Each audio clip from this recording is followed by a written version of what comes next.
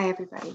I'm Miss Barbara, and I am really happy to be with you to share another lesson for our Unity Church of Austin Sunday School program. We are going to be talking today about Native American spirituality. So let's start first with our affirmation. I'll say it, I'll tell you what it is, and then I'll say it 3 times in all. And so the second 2 times, if you'd like to speak it with me, that would be wonderful. Okay, here we go. My heart is open to the wisdom teachings of the world. My heart is open to the wisdom teachings of the world. My heart is open to the wisdom teachings of the world. So, I wonder what you might already know about Native American spirituality. If we were in class, I would ask you, and I would really love to hear your answers. You may know that many tribes regarded all life as sacred. And you may know that many tribes had an awareness of a strong connection between the natural world, nature, and the spiritual world. I wonder how many different tribes you might be able to name. Some of the ones that our lesson today gives us as examples are Cherokee, Navajo, Hopi, and Apache. Each tribe had its own religious beliefs and rituals, and so what we talk about today won't be true for every one of them, of course. They had different structures that they lived in, different types of homes like lodges or teepees or caves or homes in rock cliffs.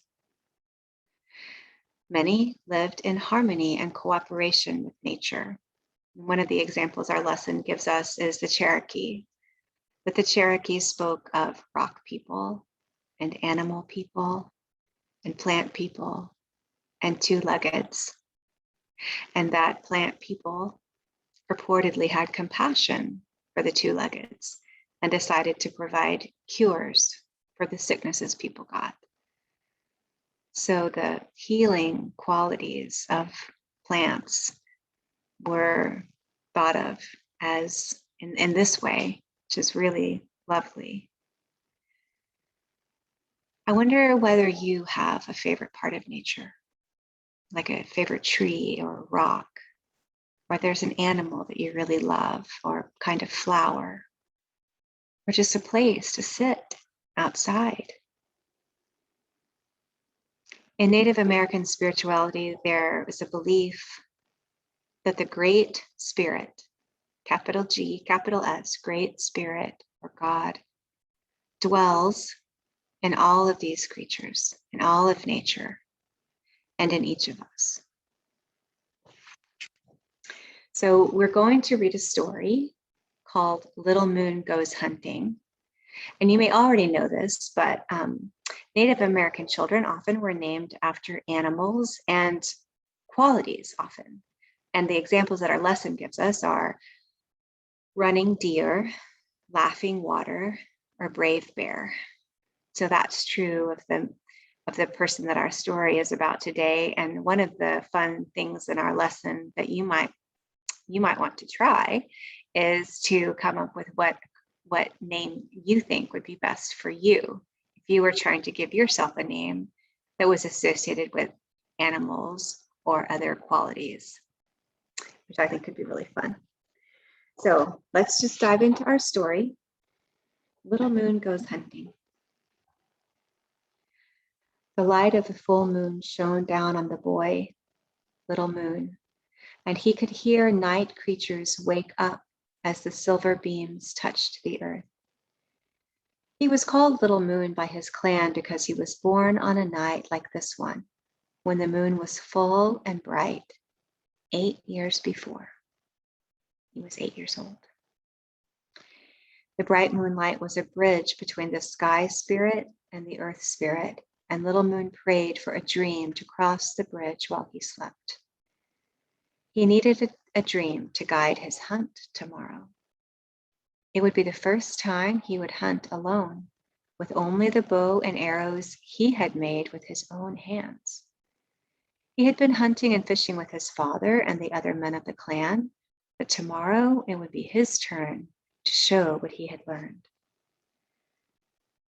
As he walked toward the long house that had been his home all his life, Little Moon heard the wind move through the trees, and he paused to feel the breeze on his face and arms.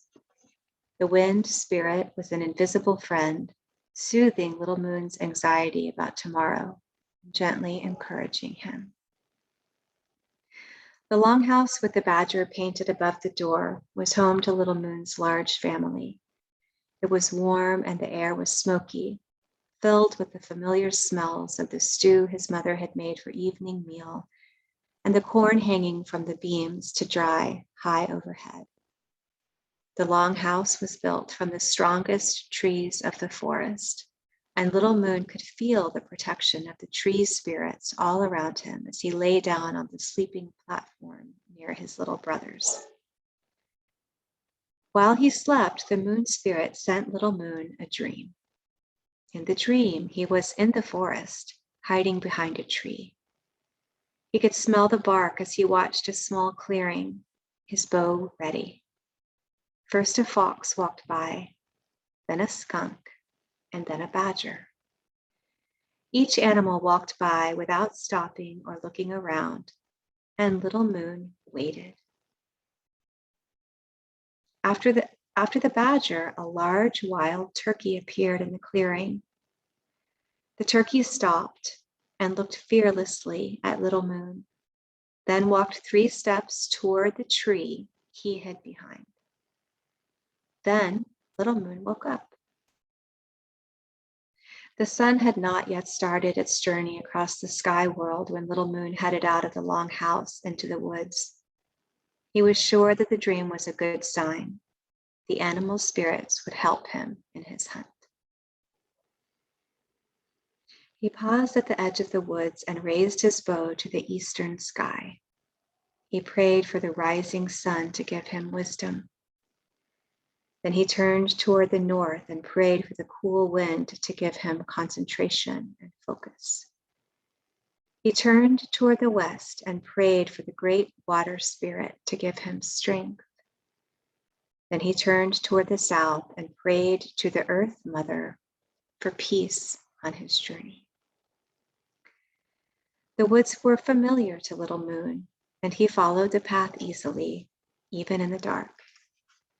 As he walked and listened, the darkness gradually lightened, and the sun warmed the morning. He noticed a fox ahead of him on the path, but Little Moon did not raise his bow.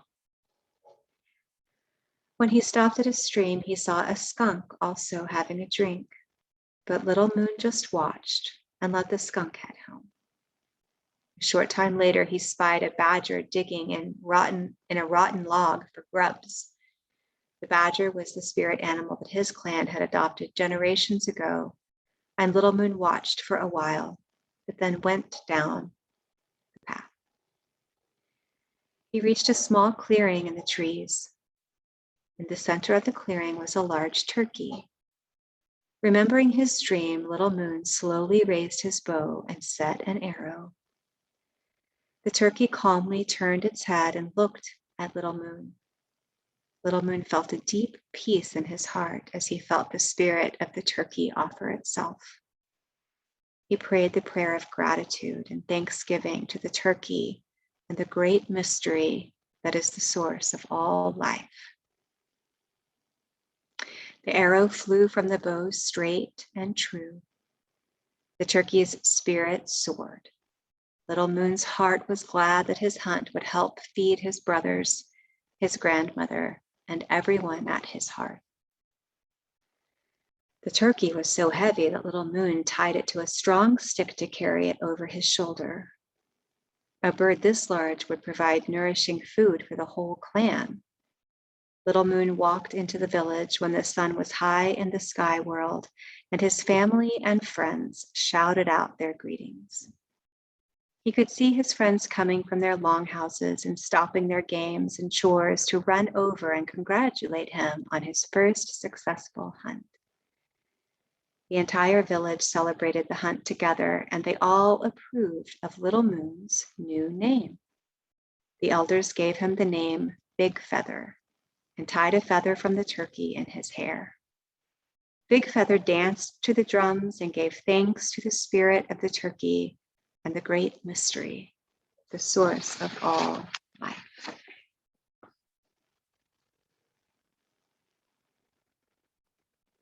Why do you think Little Moon's name was changed to Big Feather?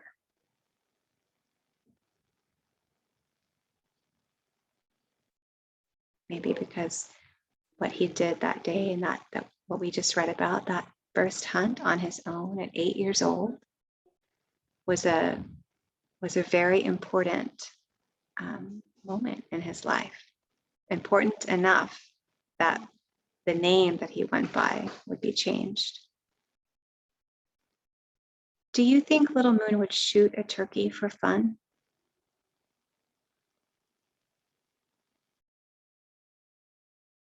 So wish that we were together and I could hear what you have to say, but I will tell you what I think. I don't think so. I don't think so. And I think this story helps us understand this part of Native American spirituality that is about respect for life and about seeing the sacred in nature and in everything around us and within us as well. So I don't think you would. Is there a place in nature that you feel really comfortable in? We talked about that just a little bit ago, but I think it's worth thinking about. Is there a place in nature where you feel maybe especially calm, where you like to daydream, maybe? Think about it. And if there is such a place, I hope that you are able to get yourself there often. And the last question is, do you feel like all life is sacred? So that's something for you to ponder and that only you can answer, of course. And but I wish very much that we were together and I could hear your thoughts about it. Do you feel like all life is sacred? Well, I enjoyed our story today, and I think that's it. So we'll close out our lesson. Let's see if I missed anything. No, I don't think. Let's end with our prayer for protection.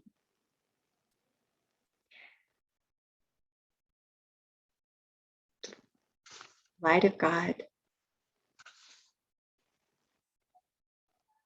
Sorry. The light of God surrounds me. The love of God enfolds me. The power of God protects me. And the presence of God watches over me. Wherever I am, God is, and all is well. We love you. We appreciate you. And we behold the Christ in you. I hope that each and every one of you are doing well. I hope I get to see you all soon. And it's almost Thanksgiving. So happy Thanksgiving to you.